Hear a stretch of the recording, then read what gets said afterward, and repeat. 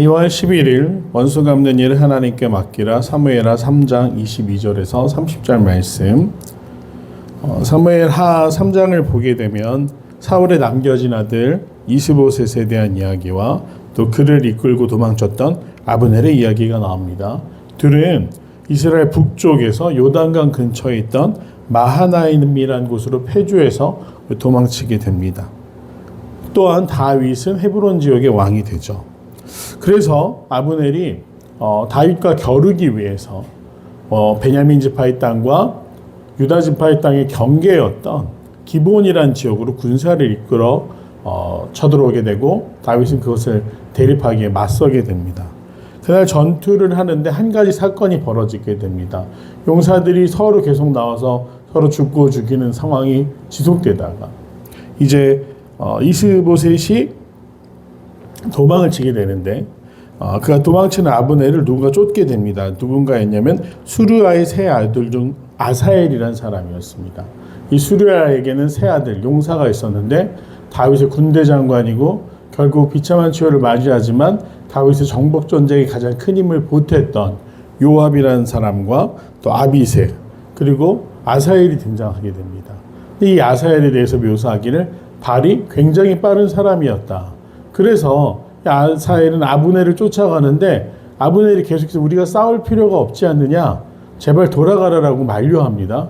하지만 아비새는 정말 최선을 다해서 왕의 명령을 지키고 또 앞으로 위협이 될 세력을 제거하기 위해서 이 아브넬을 열심히 쫓아갑니다. 죄송합니다. 아비새가 아니라 아사엘은 계속해서 쫓아가다 결국 어떻게 되느냐, 아브넬의 창에 죽음을 맞이하게 되죠.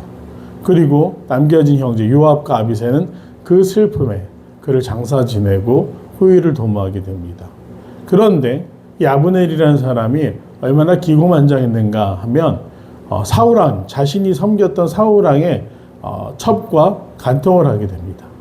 그 일을 이스보셋이 비난하고 비판하자 아브넬을 성질을 내면서 내가 당신 목숨 구해준 걸 모르냐, 그렇게 버럭 화를 내면서 결국 이스보셋을 배신하기로 마음을 먹고 다윗을 찾아옵니다.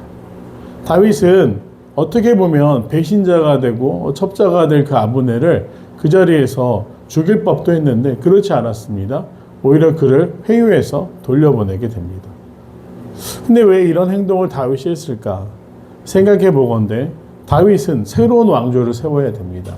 하나님이 그에게 기름을 부어주셨고 먼저 기름 부었던 사울에 대해서 다윗은 두 번이나 그를 죽일 기회가 있었지만 죽이지 않았고 위해를 가하지 않고 도리어 피해 다닙니다. 인기에 부합해서 지금 자신의 힘에 도취되어서 만약 다윗이 사울을 죽이고 왕이 된다면 어떻겠습니까? 다윗은 반란을 일으켜 왕이 됐다라는 그 오명을 씻을 수가 없었을 것입니다. 하나님의 섭리대로 이루어지는 일이기 때문에 다윗은 인간적인 방법을 쓰지 않습니다. 그가 헤브론에 돌아올 때도 무엇을 했습니까? 하나님께 여쭈어 봅니다.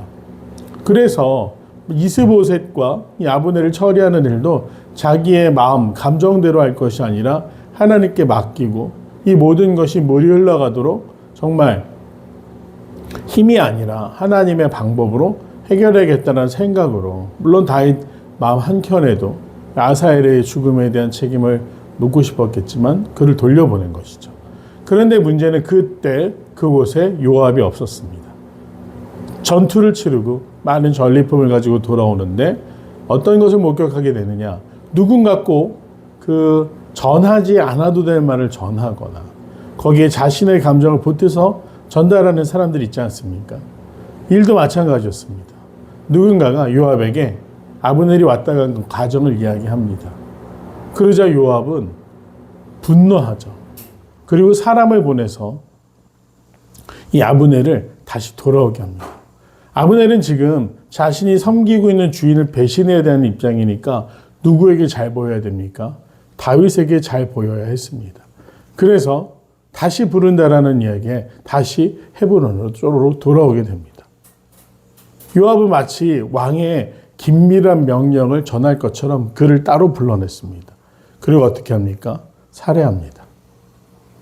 아브넬은 어찌 보면 자신의 정욕대로 또 자신의 생각대로 움직이다. 기회만 보고 따르던 기회주의자였기 때문에 비참한 죽음을 맞이하지만 이 요압이 한 행동도 옳지는 않았습니까? 왜 옳지 않았습니까? 오늘 다윗 왕의 명령은 그를 살려서 돌려보내는 것이었습니다. 그리고 최대한 피를 흘리지 않고 그리고 자신이 기름 부음 받은 자로서 다시 그 하나님이 이스라엘의 왕으로 세우실 때까지 기다리는 중이었는데 오늘 요압은 그렇지 못한 것이죠. 다윗의 계획에 큰 차질이 생기기도 하고 자칫 잘못하면 이 일로 인해 다윗이 사울의 아들을 죽이고 왕이 되었다라는 오명을 쓸 수 있는 상황이었습니다. 그래서 다윗은 정말 불과 같이 분노하는 것이 바로 오늘 본문의 내용입니다. 오늘 다윗은 자신이 가장 믿고 어려운 시기에 함께 했고 자신에게 큰 힘을 보태고 있었지만 자신보다 앞서려는 요압에게 경고합니다. 그의 가문을 향해 저주합니다. 그 죄가 요압의 머리와 그의 아버지 온 집으로 돌아갈지어다. 또 요압의 집에서 백닥병자나 나병 환자나 지팡이를 의지하는 자나 칼에 죽는 자나 양식이 떨어진 자가 끊어지지 아니할지로다 하니라. 아사엘의 죽음, 형제의 죽음으로 인해 요압은 개인적인 복수라는 것엔 성공합니다. 그러나 앞서 말한 것처럼 전투에서 이기는 것이 중요한 것이 아니라 전쟁에서 이겨야 하는데 요압의 행동은 한 나라의 군대를 맡는 자로서는 정말 안타깝게 그지없는 행동이었습니다. 경솔한 행동이었죠. 그로 인해 어떻게 됩니까? 자신이 가장 따르고 존경하던 왕에게 저주를 받게 됩니다. 우리가 살다 보면 억울한 일들, 또 원수를 갖고 싶을 정도로 정말 속상하고 배신감에 치를 떠는 일들이 생겨날 수 있습니다. 그 모든 과정을 내 인간적인 감정이 아니라 하나님께 맡길 수 있도록 날마다 기도로 훈련이 되어 있어야 한다는 것입니다. 다윗이 감정이 없는 사람이었습니까? 힘이 없는 사람이었습니까? 그럼에도 불구하고 다윗은 하나님의 때를 기다립니다. 거기서 하나님이 그를 왕으로 세우신 이유를 우리가 알 수 있는 것이죠. 감정대로 살아가는 것이 아니라 말씀대로 살아간다는 것은 때로는 너무나 고통스러운 일입니다. 그럼에도 불구하고 우리가 목표로 하고 날마다 성화의 과정을 통해 이루어가야 되는 이유가 무엇입니까? 하나님이 이루실 일이, 하나님이 세우신 계획이 나의 생각보다 크다라는 것. 그리고 그 하나님의 계획에는 아무 오류가 없다라는 것을 믿음으로 신뢰하며 감정에 사로잡혀 결정하는 것이 아니라 모든 과정을 하나님께 맡기고 나아갈 수 있는 귀한 믿음의 사람들이 되기를 간절히 소망합니다. 내용 같이 해보겠습니다. 요압은 아브넬이 평안히 갔다는 소식을 듣자 다윗에게 어떻게 반응합니까? 당장은 다윗에게 분노하지 않았고 다윗 몰래 사람을 보내서 아브넬을 불러왔습니다. 2번, 요압은 아브넬을 해하기 위해 어떤 계략을 꾸밉니까? 그를 따로 불러내고 마치 은밀한 명령을 전할 것처럼 개인적인 만남을 만듭니다. 연구 묵상입니다. 3번, 요압은 왜 아브넬을 죽이려 합니까? 자신의 동생 아사엘을 죽였기 때문이죠. 지극히 개인적인 복수였습니다. 4번, 자신의 복수를 위해 계략과 술수를 서슴지 않는 요압을 보며 무엇을 느낍니까? 자신의 복수를 위해 계략과 술수를 서슴지 않는 요압. 이것이 평생 갑니다. 결코 변하지 않는 그의 인격이 되었습니다. 너무나 안타까운 일이죠. 우리가 우리의 감정대로 살아간다면 잠깐은 행복할 수 있습니다. 잠깐은 자기 자신에 대한 만족이 있을 수 있죠. 하지만 멀리 본다면 감정대로 한 행동은 더 큰 책임을 우리 인생에 묻고는 합니다.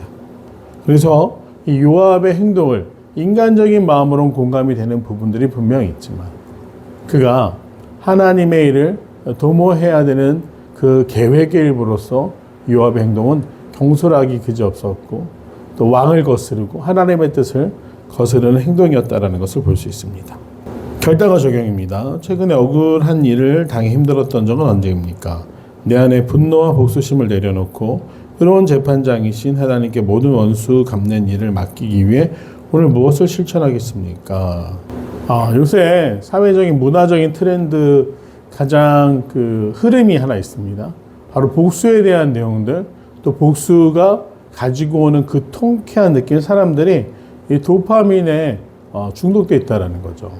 유명한 드라마들, 더 글로리라든지 또 영화들, 내용들을 보면 참혹한 일을 당한 주인공들이 더 이상 참지 않고 정말 몇 배로 갚아주는 복수를 한다. 그러한 내용들이 많은 사람들이 또 즐기고 또 소비하는 콘텐츠가 되었습니다. 안타까운 것은 복수는 또 무엇을 낳을까요? 또 다른 복수의 고리를 낳습니다. 우리가 인간적으로 완벽한 복수가 있다? 아닙니다. 그 짐을 마음에 평생 가지고 가야 됩니다. 복수는 누구의 것입니까? 우리가 하나님께 맡겨야 되는 영역입니다. 그렇다고 한다면 오늘 하루가 너무나 잔인하지 않는가? 물론 그럴 수 있습니다. 그 아픔도 그 슬픔도 결국 무엇을 통해 위로를 받아야 됩니까? 상대방의 고통이 아니라 하나님의 사랑을 통해 위로를 받아야 됩니다.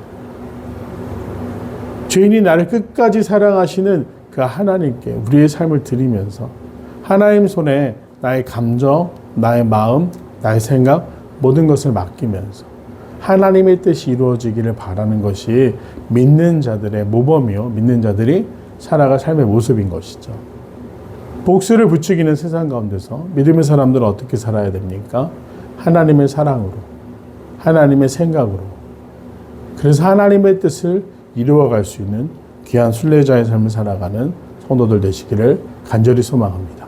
기도하겠습니다. 은혜로우신 아버지 하나님 감사합니다.